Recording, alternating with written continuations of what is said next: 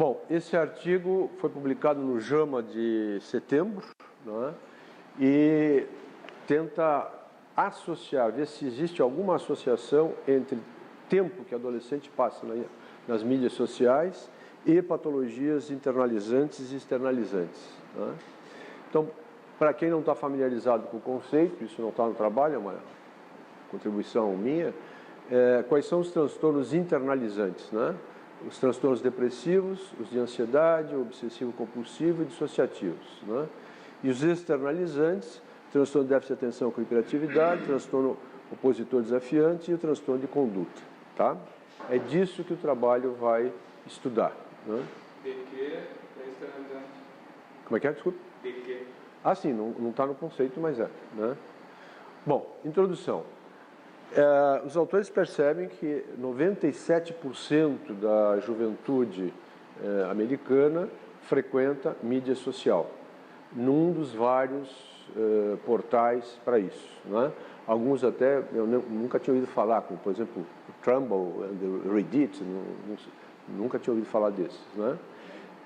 Os próprios adolescentes citam que essa frequência em mídia social pode ter impactos negativos na produção deles, né?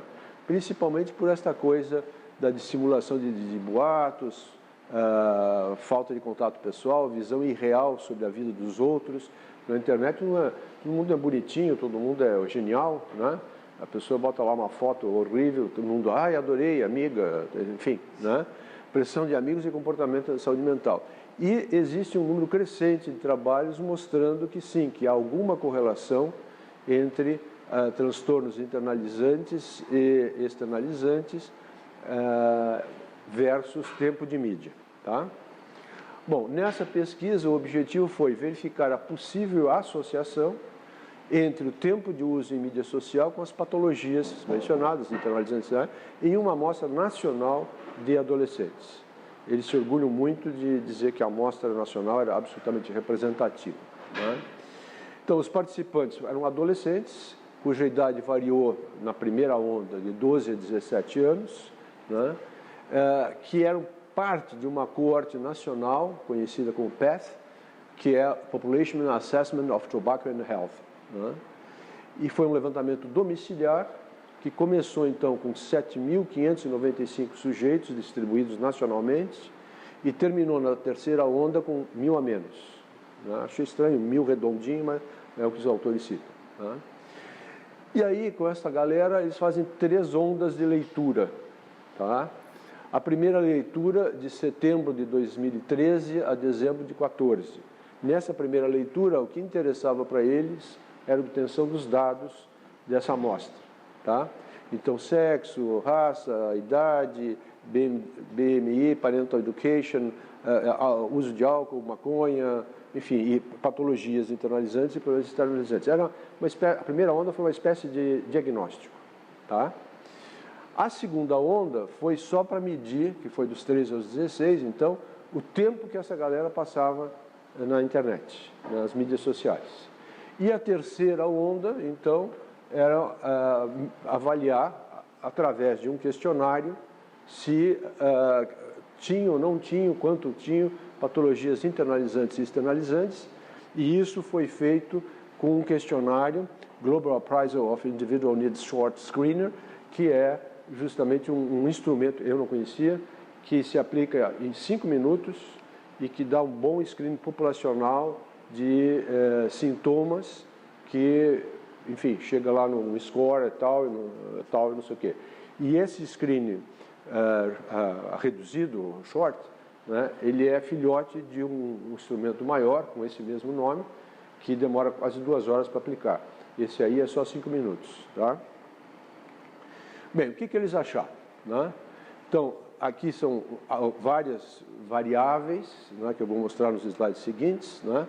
Mas eles classificaram a amostra como nenhum acesso à internet, mas até 30 minutos por dia, de 30 minutos a 3 horas, 3 horas a 6 e mais de 6. Tá? E aí foram medir prevalência de patologias internalizantes, externalizantes e comorbidade entre ambas. A conclusão foi mais significativa para a internalização de problemas internalizantes, né? Então, vocês notem que, mesmo no coeficiente já corrigido, né, já começa a ser relevante a pessoa que fique mais de 30 minutos na mídia.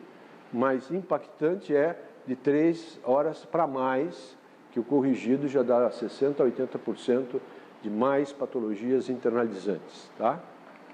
E, no mesmo levantamento, acharam, então, a co-ocorrência de in e externalizantes até numa densificação de coeficientes. Não acharam relevante as patologias externalizantes por conta de que o intervalo começa no 0 e vai até 1 e pouco, né? Então não tem significação. Mas estas que estão em vermelho, sim, né? E, prosseguindo na mesma tabela, o que a população usava, se usava ou não usava, já tinha usado álcool na vida, maconha, e se já tinha ou não tinha patologias das investigadas, tá? Então, uma coisa que chamou a atenção é que na amostra já tinha uma prevalência maior de patologias internalizantes, né? De novo, a co-ocorrência, a comorbidade entre internalizantes e externalizantes. E, de novo, as externalizantes ficaram próximas de 1. Tá? Então, conclusões do trabalho. O uso da mídia social, quando feito por mais de 3 horas dia, prospectivamente se associa com patologias internalizantes e comorbidade entre destas com externalizantes.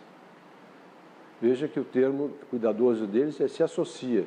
Não está dizendo que a causa é uma coisa ou a causa é outra. Tá? E aí eles fazem algumas hipóteses. Onde é que estaria a explicação para esse fenômeno, né? Então, adolescentes com alto uso de mídia social podem apresentar prejuízo na qualidade do sono. E isso pode funcionar como mediador para patologias internalizantes.